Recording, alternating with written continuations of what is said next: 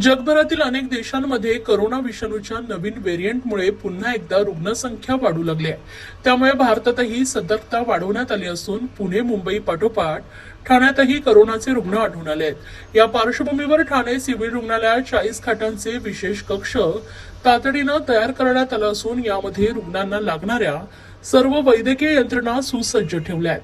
मुंबईत करोनाबाधित रुग्णांची नोंद झाल्यानंतर ठाण्यात देखील 3 रुग्ण करोना पॉझिटिव्ह आढळले असून त्यांच्यावर सध्या उपचार सुरू आहेत. रुग्ण सौम्य लक्षणांसह आहेत. मात्र संभाव्य वाढीचा अंदाज घेता जिल्हा आरोग्य प्रशासनाने युद्ध पातळीवर तयारी सुरू केली आहे. ठाणे सिव्हिल रुग्णालयात 40 खाटांचे विशेष कक्ष तातडीनं तयार करण्यात आलाय.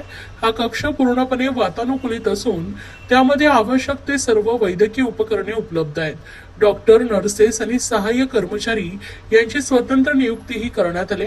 याशिवाय रुग्णांच्या चाचण्या, विलगीकरण आणि औषधोपचारासाठी स्वतंत्र सुविधा विकसित करण्यात आल्या असल्याची माहिती जिल्हा शल्यचिकित्सक डॉक्टर कैलास पवार यांनी दिली आहे. करोना संसर्ग रोखण्यासाठी सर्वतोपरी प्रयत्न सुरू आहेत.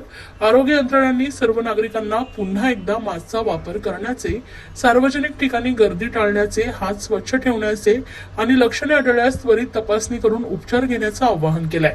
नागरिकांची सतर्कता आणि सहकार्य हेच करोनाच्या संभाव्य लाटेला थोपवू शकतो असं आवाहन डॉक्टर कैलास पवार यांनी केलं आहे. सध्या एकंदरीत सगळीकडे टी व्हीमध्ये, पेपरामध्ये न्यूज येते की मुंबईला कोविडचे केसेस वाढत आहेत आणि कालही ठाण्यामध्ये 3 पेशंट अँटीजेन पॉझिटिव्ह आले. ॲक्च्युली कन्फर्म नाही आहे, पण अँटीजेन पॉझिटिव्ह आहे. तरी ते NIVला पाठवलं, व्हॅरियंट कुठला आहे आणि काय आहे. आतापर्यंत जोही काही अनुभव आहे, माइल्ड केसेस आहेत. ओमिक्रॉनचे सब व्हॅरियंट आहेत ॲक्च्युली, पण असं घाबरण्यासारखं नाही आहे. साधा व्हायरस आहे आणि आता उजवली पावसाळा लवकर येणार आहे. पाऊस आता पडतो, या वातावरणामुळे ती वाढ होऊ शकते. आता पॅन्डेमिक हा आजार जवळपास राहिला नाही. आपल्यामध्ये आता कोविडसोबत राहायची सवय लावायला पाहिजे, आपण पहिले सांगितलं. पण तरीही लोकांमध्ये पॅनिकनेस आहे. आपण ॲज अ सिव्हिल हॉस्पिटल म्हणून इकडे जिल्हा रुग्णालयामध्ये एक 40 बेडची तयारी केलेली आहे. अजूनही आपण काही 100 बेड रिझर्व ठेवलेले काही वाटलं पुढे तर, आणि त्या दृष्टीने मशीन, मॅनपॉवर वगैरे याची सगळी आमची तयारी आहे. ऑक्सिजन असेल, त्याला लागणारे औषध साठा हाही आमच्याकडे पुरेसा आहे. घाबरून जायचं कारणच नाही आहे. परंतु आपण नेहमी सांगतो सतर्क राहणं खूप गरजेचं आहे.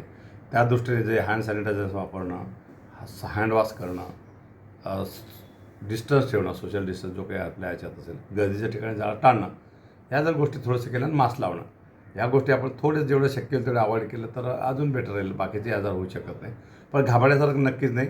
आणि जर असं काही चॅलेंज आलंच तर आपली पूर्ण तयारी आहे सगळ्याच रस्त्यानं. मेडिसिन, औषध, ऑक्सिजन, व्हेंटिलेटर असतील किंवा बाकी काही साहित्य असेल किंवा बेड असतील, त्याच्यामुळे पण न घाबरता सगळ्या गोष्टी सुरळीतपणे काळजी घेऊन जर केलं, सतर्क राहून जर केलं तर कोरोनाला आपण हद्दपारही करू शकतो. काही प्रॉब्लेम नाही. Thank you sir.